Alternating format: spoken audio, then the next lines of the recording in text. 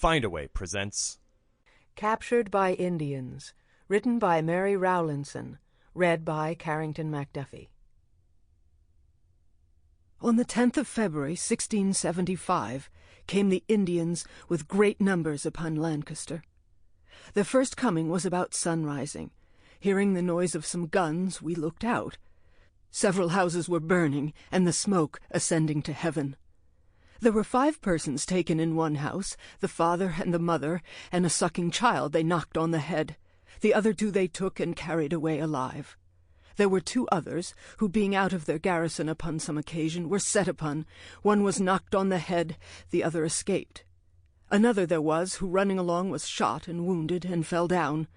He begged of them his life, promising them money, as they told me, but they would not hearken to him, but knocked him on the head, stripped him naked, and split open his bowels. Another, seeing many of the Indians about his barn, ventured and went out, but was quickly shot down. There were 3 others belonging to the same garrison who were killed.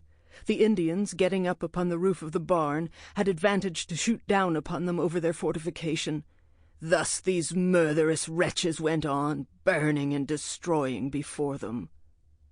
At length they came and beset our own house, and quickly it was the dolefullest day that ever mine eyes saw.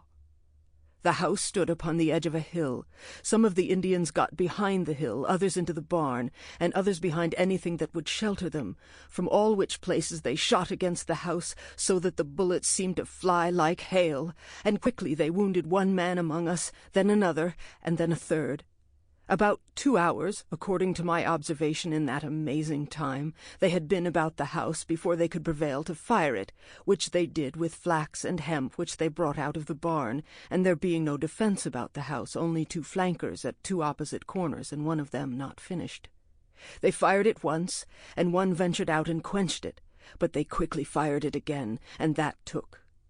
Now is that dreadful hour come, that I have often heard of, in the time of the war, as it was in the case of others, but now mine eyes see it.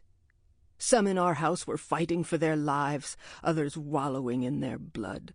The house on fire over our heads, and the bloody heathen ready to knock us on the head if we stirred out.